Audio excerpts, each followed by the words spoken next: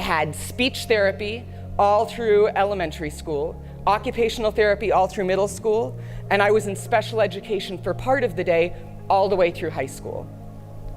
You all change people's lives every single day, and so rarely do you even get to see the full outcome, the full change that you've made in a human being.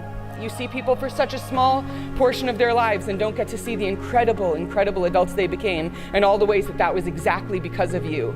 So, on behalf of every student whose lives you change every single day without ever even knowing it, I'm just here to say a big, big thank you. So a round of applause to all of you for that. So you all are dealing with a disabled student, right? IDEA and IEPs every single day, day in and day out. So I'm just here to empower you to make that aspect of your lives, that aspect of your day, a little easier and less stressful. So I'm going to start out by telling a story about myself, and then I'm going to explain to you why this story, I hope, is so important and so relevant to every single person in this audience. So I was non-speaking throughout my earliest years, and here I am today, a professional public speaker. So being on the autism spectrum, growing up and through school, I had no friends. I spent lunch breaks and recesses pacing the hallway, not knowing who to talk to, or how to talk to them, or how to make a friend. I was completely alone in my own head, right? You walk into the lunchroom, and it looks a lot like this room actually, right? A sea of tables and people sitting at all those tables, and I didn't know how to invite myself to sit down at a table with someone or start a conversation with them or what to do. So I would take that sacked lunch that my mom packed me and throw it away and just pace the hallway, waiting for lunch break to end, not knowing who to talk to, how to talk to them, or how to make a friend. And no one invited me to sit at their table. Right? No one noticed. So your students may not have autism like me, right? You may not even know anyone with autism, but regardless, your students' differences are their strengths. So we're gonna do a little writing exercise real quick. If you have a pen out, or if you wanna grab one of those awesome centerpiece puzzle pieces and write on that, you don't need to put your name on it or anything, this is just for you. But I want you to write one time in your life, one moment in your life when you felt really, really different.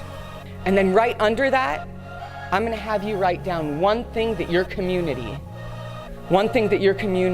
or one thing that this county, Monterey County, could have done differently to make you feel appreciated and valued and make you feel like you had the tools you needed to perform at your best, to make you feel like you really belonged and were appreciated. When you are able to empower your students, when you are able to make your students feel safe enough to give all of themselves to the school, you are giving not just that student, but you are giving the whole school such a huge gift, right? You may not be legally blind, but I'm willing to bet there are things about every single person in this room or every single student in your classroom that you may not be seeing clearly. So what was so important about me getting to do Curious Incident of the Dog in the Nighttime? I'll give you a hint. It is something every single one of your students can accomplish every single day. I felt like I had an opportunity to contribute. I felt like I was being valued. Einstein said, everyone is a genius, right? Every single person in this room here today is brilliant.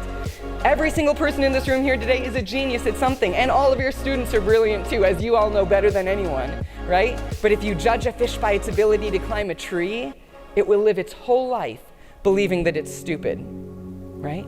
I sure sometimes felt like I was stupid, even though I know that's not the case, right? How can we make our students, maybe the student who we don't know very well, or maybe that student who we have so much trouble managing, how can we make them feel valued?